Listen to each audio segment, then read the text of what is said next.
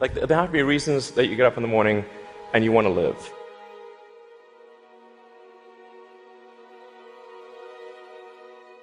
Like, why do you want to live? What's the point? What inspires you? What do you love about the future?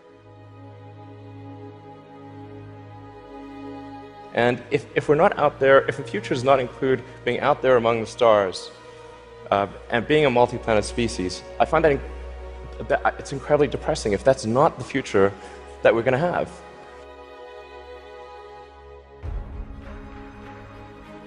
I think I look at the future from a standpoint of the probabilities. It's like a branching stream of probabilities, and there are actions that we can take that affect those probabilities. Becoming a multi-planet species and spacefaring civilization, this is not inevitable. It's very important to appreciate this is not inevitable.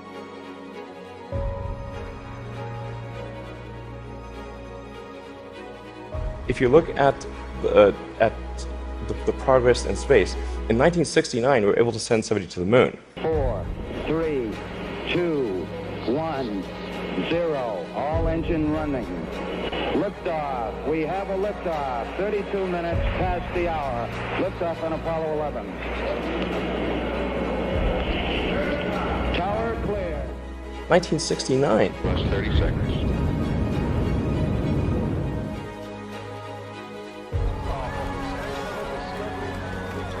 Then we had the space shuttle. The space shuttle could only take people to low Earth orbit. Then the space shuttle retired, and the United States could take no one to orbit. So that's the trend. The trend is like down to nothing.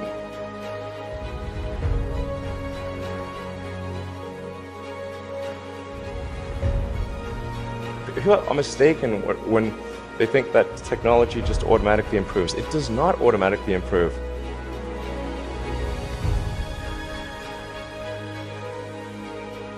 It only improves if a lot of people work very hard to make it better. By itself, degrade, actually. You look at great civilizations like ancient Egypt, and they were able to make the pyramids, and they forgot how to do that. And the Romans, they built these incredible aqueducts. They forgot how to do it.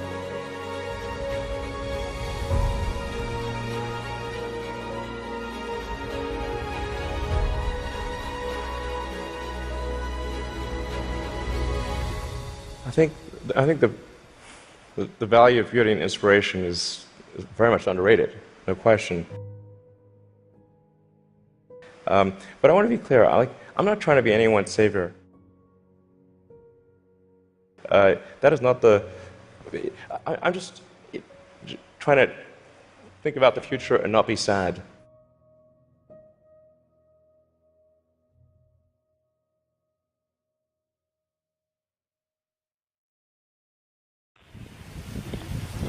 Rock, verify range, go.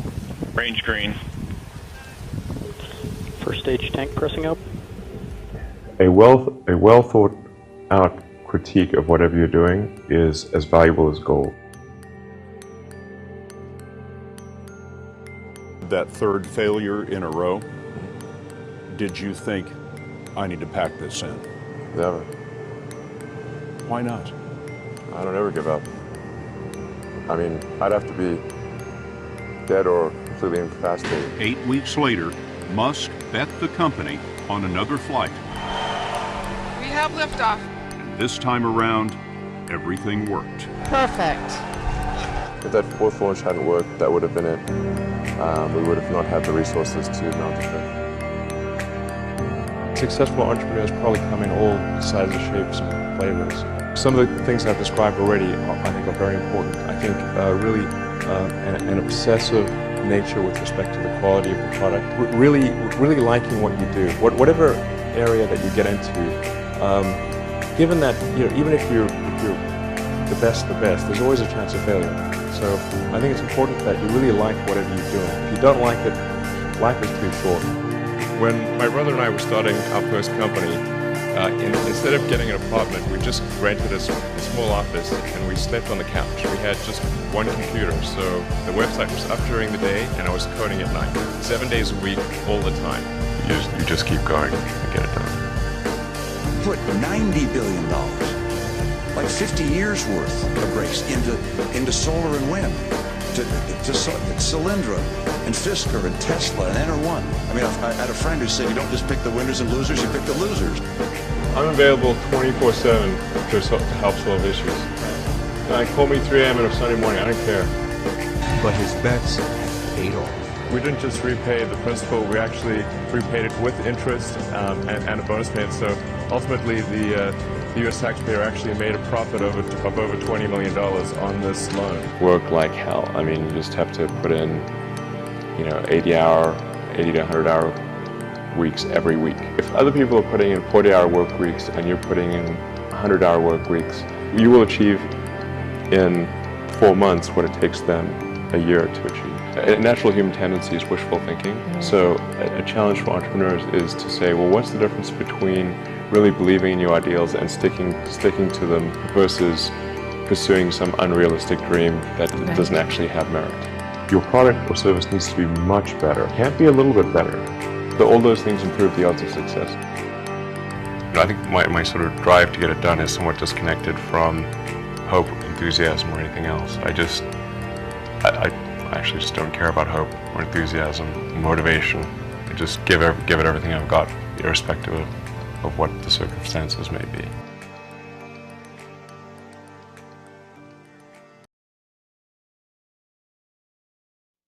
It's been 15 years to get to this point. It's taken us a long time. A lot of difficult steps along the way. Creating a company is almost like having a child. So it's sort of like, how do you say your child should not have food? Even if it ruins you? Yeah. I remember waking up the Sunday before Christmas in 2008 and thinking to myself, man, I never thought I was someone who could ever be capable of a nervous breakdown. But I felt this was the closest I've ever come. So many people tried to talk me out of starting a rocket company. It was crazy. One good friend of mine collected a whole series of videos of rockets blowing up and made me watch those. He just didn't want me to lose all my money. And in the end, I had to invest everything. And I was borrowing money from friends to pay the rent.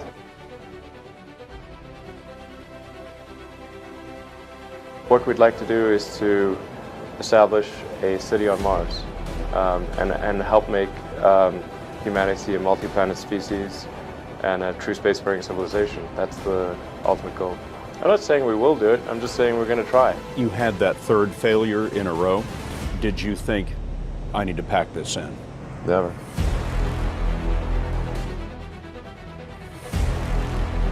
I don't ever give up. NASA called and told us that we'd won a $1.5 billion contract. If you need inspiring words, don't do it.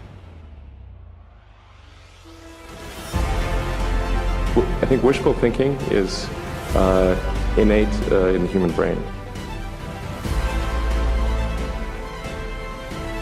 Having civilization and life as we know it extend beyond Earth to the rest of the solar system and ultimately to other star systems.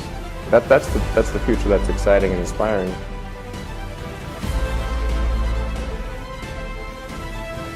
You need things like that to be glad to wake up in the morning. We're doing these things that seem unlikely to succeed, and we've been fortunate, and at least thus far they have succeeded. Life can't be just about solving problems. Like, there have to be things that are inspiring and exciting that make you glad to be alive. And ultimately, be out there among the stars. It has actually been a very difficult journey, I have to say. Here is a path to do it, even if that path has a lot of danger associated with it and risk, and maybe it won't succeed. Why it's important, and even if the odds are that it won't succeed, it's worth trying to do it. I'm just incredibly proud of the SpaceX team for being able to achieve this, I think, incredible milestone in the history of space.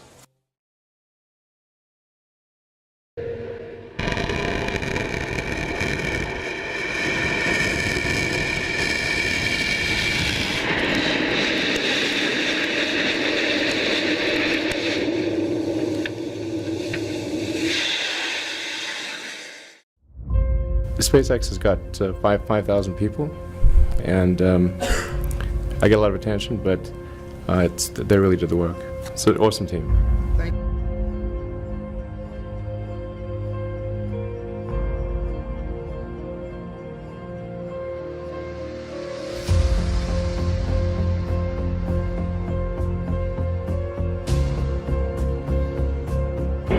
Seconds and counting. T-minus 15 seconds. Guidance is internal. 12, 11, 10, 9. Ignition.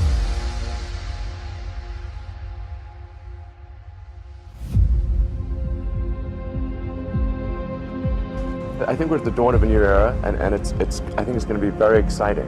What we're hoping to do with SpaceX is to push the envelope and provide a reason for people to be excited and inspired to be human. We managed to do 3 launches, but they failed. And I actually only had money for 3 launches, but we managed to. That was the original plan. Well, after 3, if we haven't succeeded, well, you know, maybe that should be that's it. But we managed to scramble and put together the parts for one final launch, and it worked.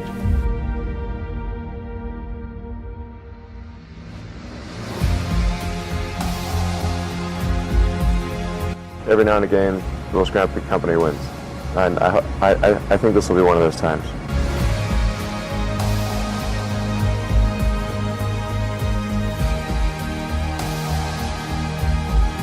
Three, 2, 1, 0. All engine running.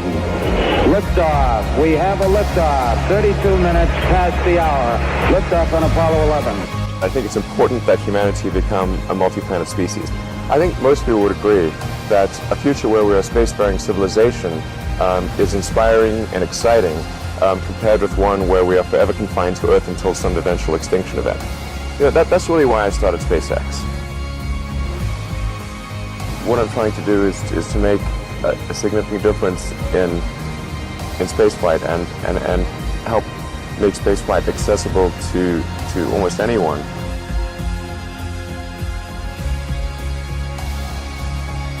When something is important enough, you do it even if the odds are not in your favor. You know, there are American heroes who don't like this idea. I was very sad to see that because those guys are, yeah. You know, those guys are heroes of mine, so it's really tough. You know, I wish they would come and visit and see the hardware that we're doing here. And I think that would change their mind.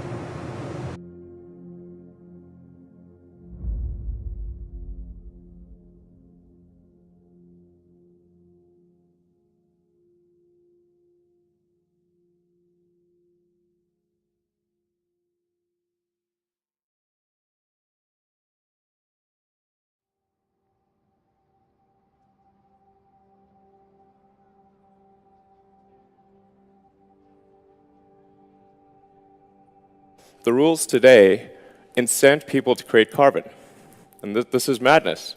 And whatever you incent will happen.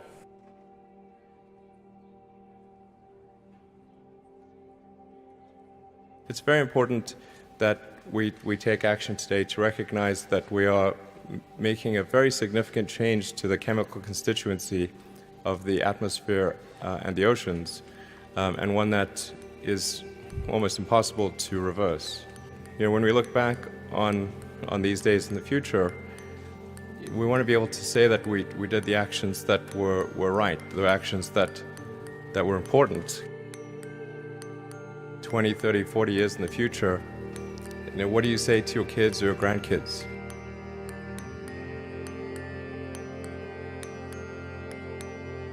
Scientists all say that these bad things are going to happen. It's like 97%. So like say, well, to your grandkids or kids, like, well, did nobody tell you? No, it's like, no, everyone was telling us. So why didn't you do anything? What's the answer?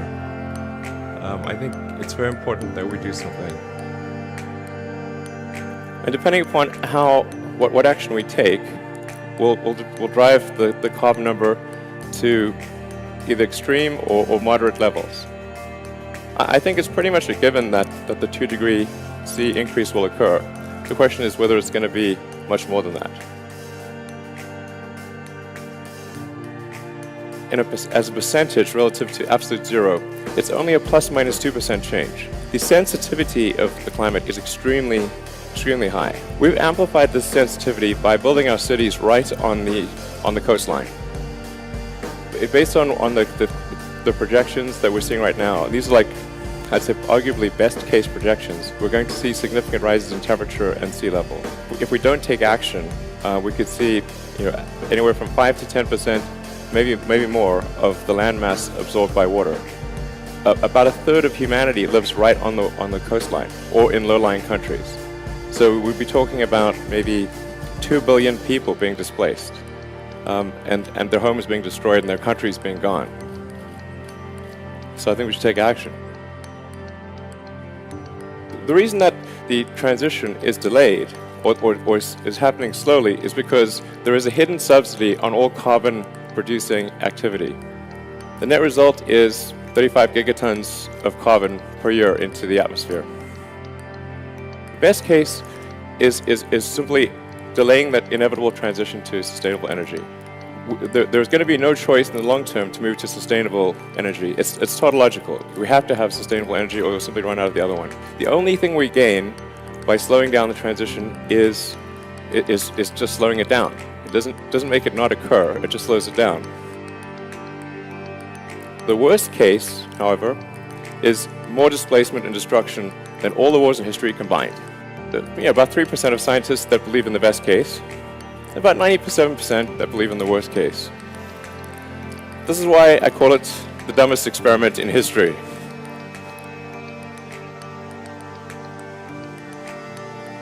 The goal is to exit the era as quickly as possible. But the new goal is to move to a sustainable energy future. And we want to use energy sources that will be good for 1 billion years.